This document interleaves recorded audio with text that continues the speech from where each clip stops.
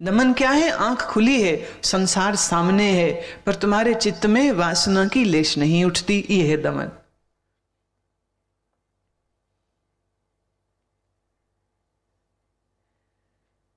भगवान कहते हैं यज्ञश्च, यज्ञ करे। यज्ञ का भी विस्तार पिछले अध्याय में आ चुका है। द्रव्य यज्ञ, वस्तु को दे देना ये भी यज्ञ है, ज्ञान देना ये भी यज्ञ है, धन देना ये भी यज्ञ है, सेवा करना ये भी यज्ञ है, और लकड़ी, घी और सामग्री की मंत्रों सहित आहुति देना ये भी एक यज्ञ होता है। तो यज्ञ के बहुत से प्रकार हैं। जप करना भी यज्ञ होता है। स्वाध्यायस्तपः, जीवन में स्वाध्याय हो। स्वाध्याय के भी दो अर्थ हैं। एक स्वाध्याय का अर्थ होता है ग्रंथों का विमोचन करना, अच्छी पुस्तकों का पढ़ना, उपनिषदों को पढ़ना, गीता को पढ़ना, गुरु के वचनों को पढ़ना। अब इसके पढ़ने का जो आनंद है ये भी बड़ा सुखद होता है। देखिए आज तो चलिए सीडी प्लेयर और तुम्हारे MP3 और जाने क्या क्या साधन आ गए हैं, लेकिन उसको चलाने के लिए भी सेल चाहिए।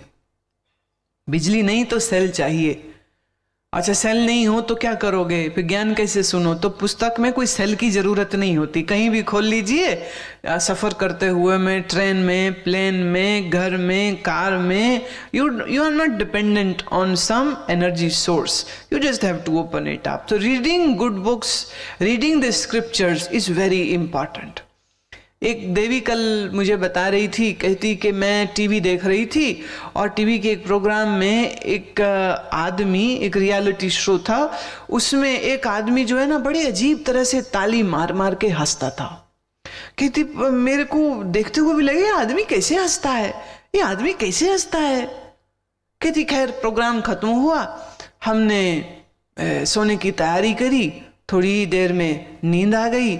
और कहती फिर थोड़ी देर में सपने में वही बंदा फिर मुझे दिख रहा है, फिर उसी तरह अजीब तरीके से ताली मार मार के हंस रहा है। और मैं सपने में कह रही आए हाय ये आदमी जाएगा कब, ये आदमी कब बंद करेगा, ये कैसा बुरा सा है। वो कहती आंख खुल जाए, पलटी मार के सो जाऊं, फिर वही सपना आ जाए, फिर आंख खुल जाए। बोली रात भर सपने में मैं उसी आदमी को देखती रही।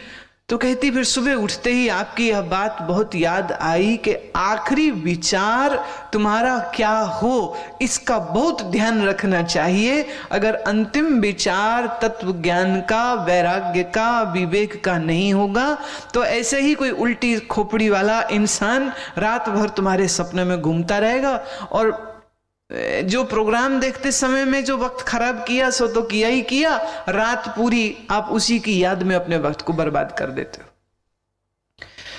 आजकल थोड़ी एक बड़ी भारी समस्या हो गई है, बहुत भारी समस्या हो गई है। Television is a very important medium and can be used in a very good way, but this days it is being not used but misused, not used but misused. I have nothing against television. सत्य तो यह है कि television के माध्यम से ही तुमको मेरा पता लगा था। टेलीविजन नहीं होता तुम्हें पता कैसे चलता? तो टेलीविजन तो अच्छी चीज हुई, पर इसी टेलीविजन में फिर और भी इस प्रकार के कार्यक्रम रहते हैं जिससे तुम्हारे मन के अंदर भय, लोभ और वासना को जागृति मिलती और बढ़ावा मिलता है। तो टीवी देखिए, मैं मनाही नहीं करती हूं, लेकिन सोने से कम आधे घंटे पहले ऑफ कर दिया करो, कम से कम half an hour before that. और आखिरी जो आधा घंटा तुम जब जाग रहे हो तो अपने मन में जो भी तुमने कूड़ा करकट डाला है, अनवांटेड, अननीडफुल, उसकी सफाई कर दिया करो, ताकि जब तुम सो तो तुम्हारे ध्यान में, तुम्हारे चिंतन में कुछ अच्छी बात, कुछ मंत्र, कुछ ध्यान, वही एहसास के साथ तुम नींद में जाओगे। तो क्या होगा, जो अगले 6-7 घंटे तुम सोने वाले हो, मन ने कुछ तो सोचना ही है। मन तुम्हारा मर तो गया नहीं है, मन तो बड़ा जिंदा है। तो जब मन ने कुछ सोचना ही है तो फिर अच्छी बात ही सोचे, गुरु की बात सोचे, कोई ध्यान की बात सोचे, कोई विवेक की बात सोचे, और कोई योग की बात सोचे। ये अमुक आसन होता कैसे? कभी आपने देखा वृश्चिक आसन किसी को करते हुए? वृश्चिक आसन इतना टेढ़ा है और इतना खूबसूरत आसन है। एक सज्जन और अपना अनुभव मुझे बता रहे थे। बोले रात में सोते समय यही सोच रहा था कि ये आसन कैसे हुआ होगा, ये आसन कैसे ऐसे मोड़ा, फिर ऐसे मोड़ा, फिर ऐसे मोड़ा, सांस यहाँ रुकी होगी कि छोड़ी होगी, यहाँ क्या किया होगा। बोले यही सोचते सोचते समझ नहीं आ रही थी तो नींद लग गई। बोले सपने में मैं वही आसन करते हुए अपने आप को देख रहा हूं, और जैसी सुबह आंख खुली, मंजन इत्यादि करके, स्नान करके, सबसे पहले शरीर को वार्म अप करने के बाद मैं वही आसन जो नहीं आता था और सोचता था कैसे होता है, बोले वो किया और ऐसे हो गया जैसे कुछ बात ही नहीं। How beautiful. योग अभ्यास सिर्फ जाग के ही नहीं हो रहा है, योग अभ्यास नींद में ही हो गया। उस आसन की समझ नींद में ही हो गई। वैसे भी नींद के समय पर आपका मन माया से एक हो जाता है, और इस माया में जाने कैसे कैसे योगियों का भी मन है, तपीश्वरों का भी मन है। इसी माया में कैसे कैसे ज्ञानियों और त्यागियों का भी मन संयुक्त है। तो उस बिग माइंड से जब आपका मन जुड़ जाता है तो कुछ भी संभव है। सत्य है ये। नींद अपने आप में बहुत ज्ञानवर्धक भी हो सकती। आप कुछ शंका है मन में, उस पे सोचते सोचते सोचते सो गए, अरे सपने में ही तुम्हारे संशय का उत्तर मिल जाता है, सपने में ही आ जाएगा। तो आपके स्वप्नों का आपके विचारों पर कितना गहरा संबंध है। तो आपके आखिरी विचार बहुत अच्छे होने चाहिए। तो चिंतन करने के लिए स्वाध्याय बहुत अच्छा माध्यम है। स्वाध्याय का एक अर्थ है पुस्तकों का पढ़ना, और स्वाध्याय का एक अर्थ होता है अपने आप का अध्ययन करना। ये भी स्वाध्याय होता है। इसमें कोई किताब, कोई ग्रंथ का हम उपयोग नहीं करते, बस अपने आप को जानते हैं, अपने मन को जानते हैं, अपने भीतर क्या चल रहा है उसको देखते हैं, और अपने ही साक्षी स्वभाव को, अपने ही साक्षी स्वरूप को जानना, सोचना, अपने आप को उस स्थिति में रखना, ये भी स्वाध्याय होता है। आर्जवम भगवान कहते हैं इस प्रकार से जो शरीर और इंद्रिय दोनों को सरलता से शुद्ध रखे, शरीर को भी और अपने इंद्रियों को भी और अपने अंतःकरण को भी। तप करने से, स्वाध्याय करने से, जहां तप की बात आती है तो तप दैहिक भी है, मानसिक भी है, वाचिक भी है।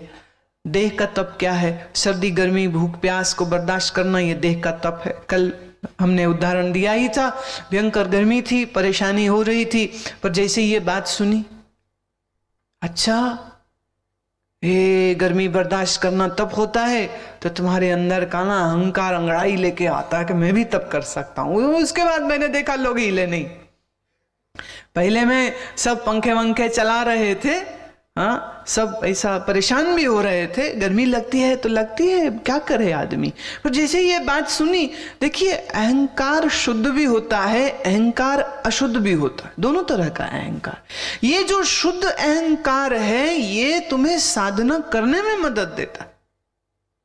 देखिए ना, टारगेट दे दिया बच्चे को, जो सबसे पहले दूध पिएगा उसको 5 रुपए मिलेंगे। दूध तो बच्चों ने पीना ही था, तो वो 5 रुपए के इनाम के लिए वो गटागट दूध पी गया अपना फटाफट, तो फायदा हो गया।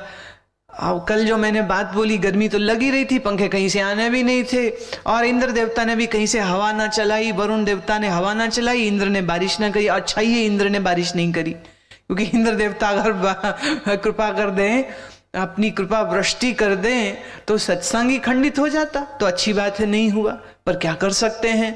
अब तप, शरीर को गर्मी, सर्दी, भूख, प्यास का बर्दाश्त करने की ताकत, ये शारीरिक तप होता है। पंचअग्नि तापना, ये भी तप होता है। सर्दी में ठंडे जल से स्नान कर लेना, और हर हर महादेव करते हुए दिसंबर के महीने में गंगा जी में जाके कभी स्नान किया कि एक बार करिएगा, हाँ, क्या बढ़िया अनुभव रहेगा आपको। हाँ? आ रहा है दिसंबर का शिविर भी, और 4 महीने में ये प्रयोग करने की चीजें होती हैं। You know, these are the challenges which you should take. शरीर को इतना आराम प्रस्त नहीं करना चाहिए, शरीर को चैलेंज करना चाहिए इसमें इसको अगर ठीक तरह से उपयोग करे तो ये आपके लिए बड़ी लाभकारी बात होती। गर्मी लग रही, गर्मी लग रही, गर्मी लग रही, हाँ, परेशान होता रहे, क्या हो गया? संकल्प करे, गर्मी तो लग रही, क्या हो गया? लग रही तो लग रही।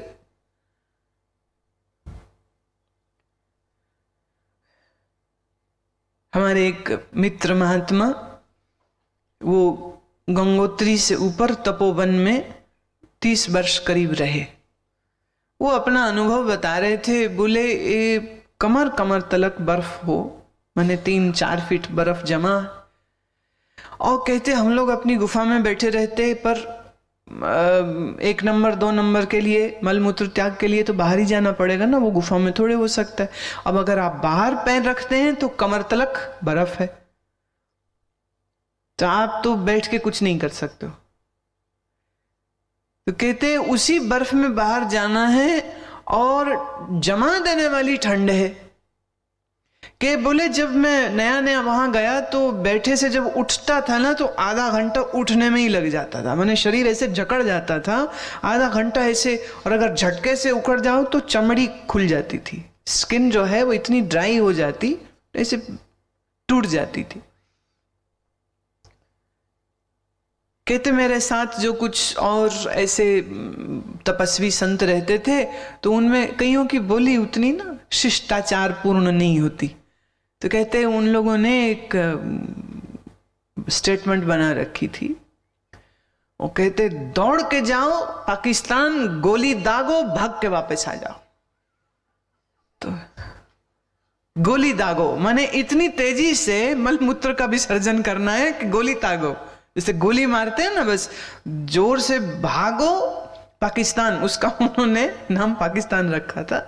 जोर से भागो पाकिस्तान जाओ, गोली दागो और दौड़ के वापस आ जाओ। शरीर को कैसे कैसे कष्टपूर्ण स्थिति में भी रखा। अरे क्यों रखा, प्रश्न उठता है, क्या जरूरत पड़ी थी?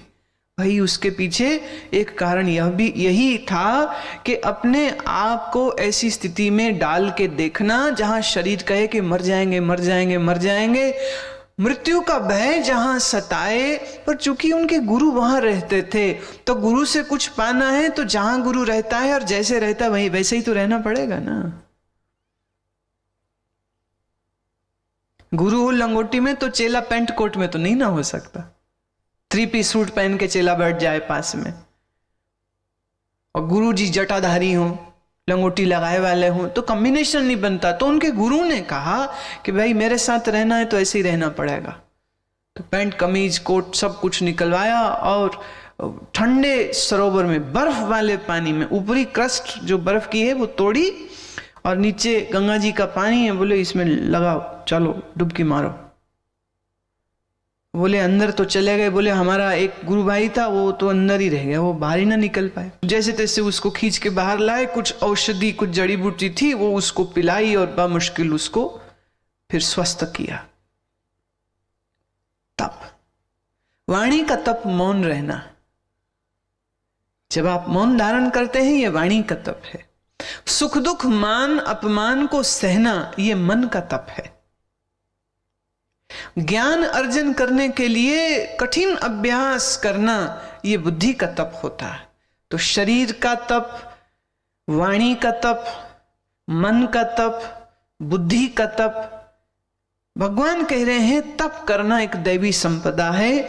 और शरीर और इंद्रिय अंतःकरण सहित इन सबको स्वच्छ रखना और साफ रखना, निर्मल रखना, ये हर साधक का कर्तव्य होता है।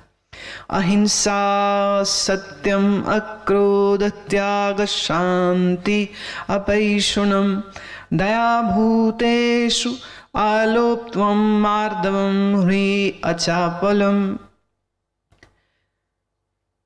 अहिंसा किसको कहते हैं? मन से, वाणी से, शरीर से किसी को कष्ट न देना, यह है अहिंसा।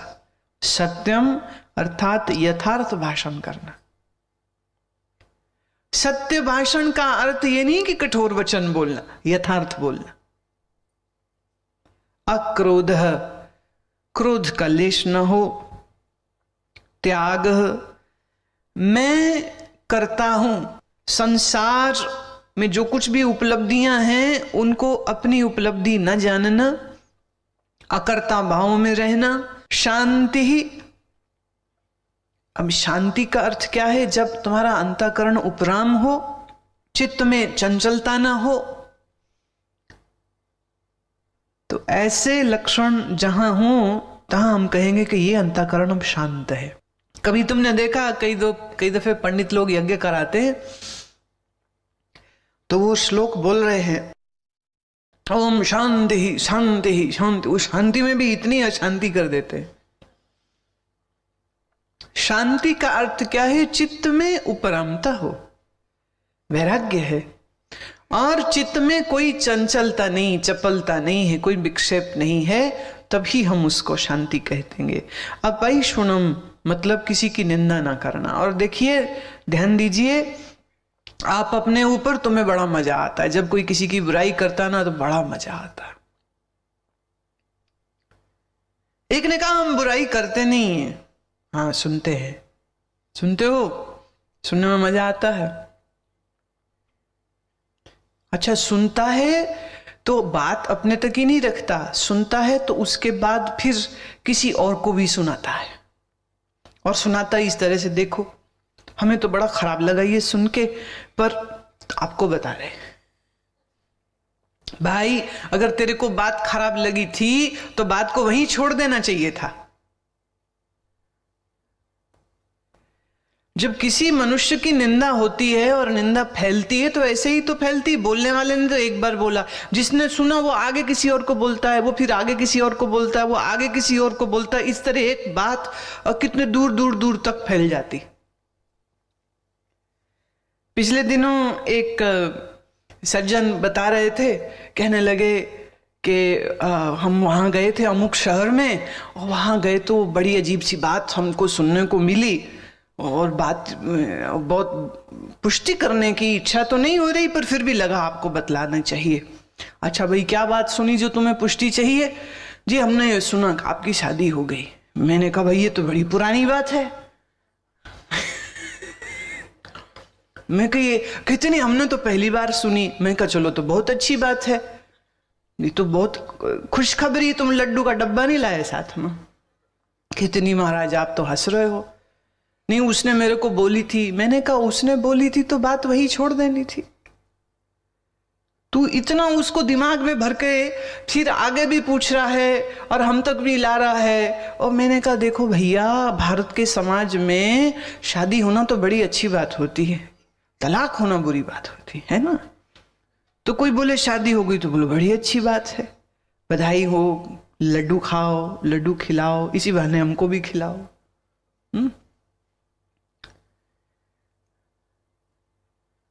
कभी कभी हम कहते हैं तो बड़ा अच्छा है, हमारा शरीर पुरुष नहीं है ना, बड़ा लाभ की स्थिति में हैं हम। कारण जो बेचारे शरीर से गुरु पुरुष लोग हैं ना, वो एक समय तक तो बड़ी मौज उड़ाते हैं। मौज उड़ाते इन द सेंस जो जी आया बोल दिया, जिसके लिए जो जी आया सो कह दिया।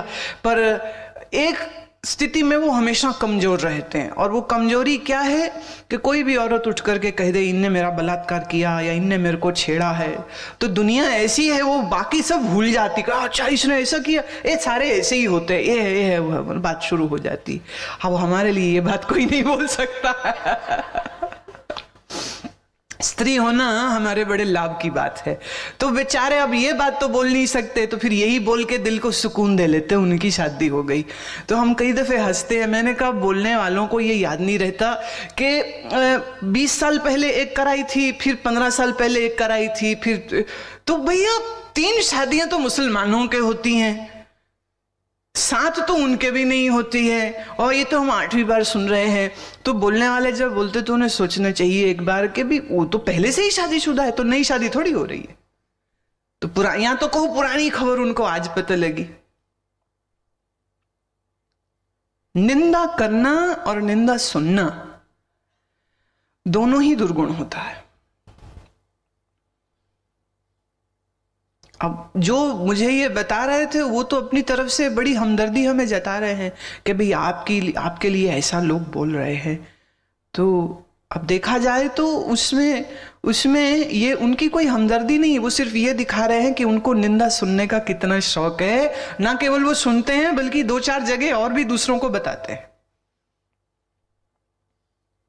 निंदा के विषय में एक चर्चा आपको हम कहते हैं, तुम्हारे शायद काम आ जाए ये बात, क्योंकि हमने तो इसी महामंत्र के साथ अपने पूरे जीवन को आज तक जी रहे हैं और जीते रहेंगे जब तक हैं।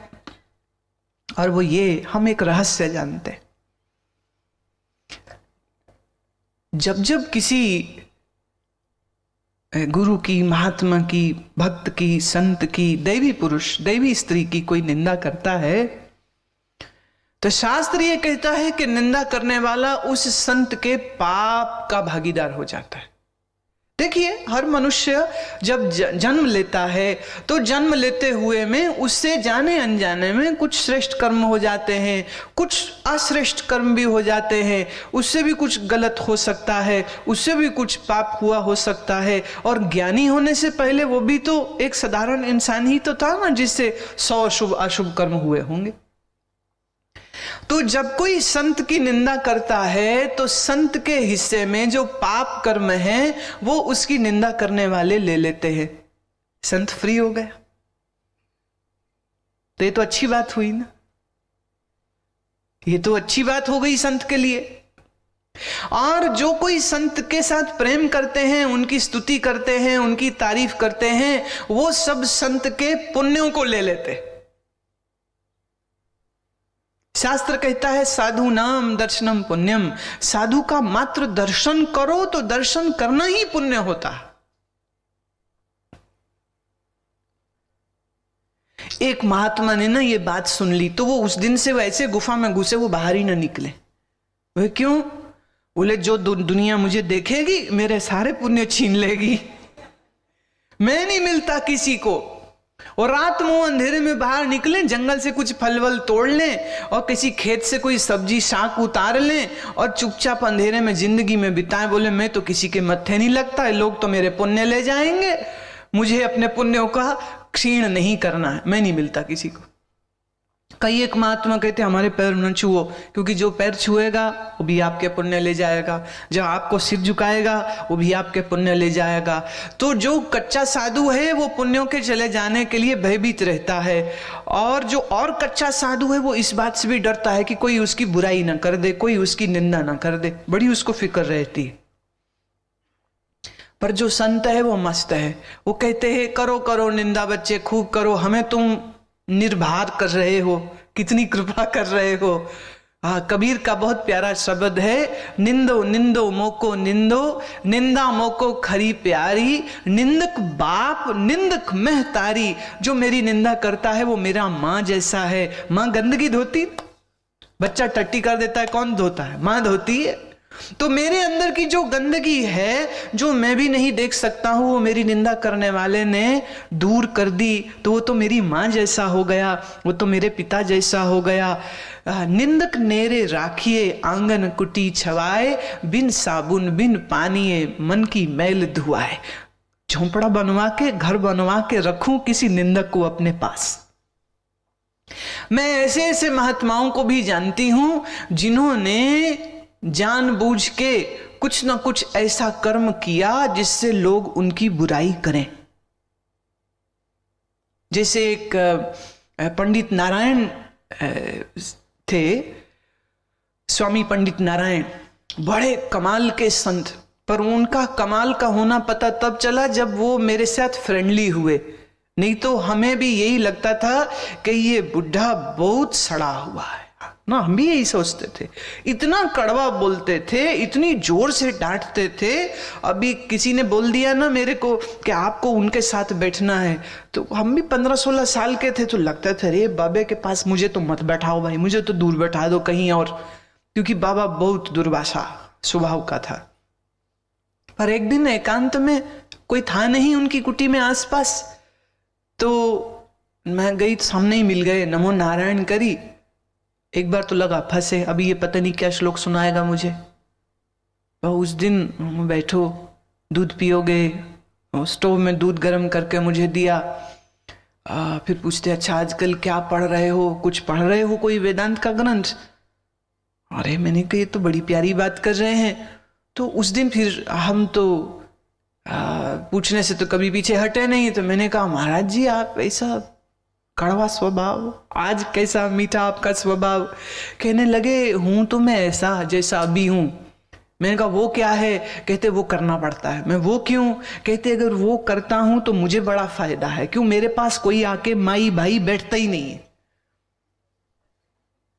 नहीं तो जो माई भाई आएगा, कोई कहेगा मेरे काके का पेट दुखता है आशीर्वाद दो, कोई घर में चरण डाल दो, कोई कहेगा दुकान में चरण डाल दो, कोई कहेगा मुहूर्त है वो कर दो, कोई कहेगा शादी है ये कर दो। तो ये सब सीढ़ी स्यापे से बचने का बेस्ट तरीका ये है, मैं गाली गलौच करता हूं, कड़वा बोलता हूं, कोई मेरे पास आता ही नहीं।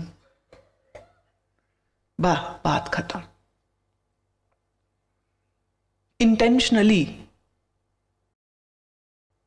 Intentionally they were living in such a way that people talk ill about them. खुद ऐसा चाह रहे हैं कि कोई उनके पास आए नहीं, तो इसलिए ऐसा आयोजन वो कर रहे। मैंने सुना एक तत्वज्ञानी महात्मा ने अपने शिष्य को उसके ज्ञान की पूर्णता होने पर, शिष्य ने कहा हे गुरुदेव मैं आपके लिए क्या कर सकता हूं, मैं आपके इस ऋण को कैसे चुकाऊं, मैं आपकी सेवा में क्या हाजिर करूं, देने लायक कुछ नहीं है, पर मैं आपको क्या दक्षिणा दूं, कुछ आप ही आदेश दीजिए। उस तत्वज्ञानी ने कहा कि यहीं सामने, मेरे आश्रम के ही सामने तुम अपना आश्रम बनाओ और वहां बैठ के हर आते जाते भक्त को कोशिश करो कि वो तुम्हारे पास आए और मेरे पास नहीं आए, और खूब बुराई करना कि इनके साथ मैं सालों रहा हूं, इनको क्या पता, मैं बताता हूं आपको, मेरे से ज्ञान लो। कह रहे महाराज जी आप क्या कह रहे हैं, आपके द्वार के सामने बैठ करके आपके भक्तों में आपकी निंदा में करूं, ये कैसा? बोले तूने ही तो बोला ना कि मैं क्या करूं, तो यही कर तू।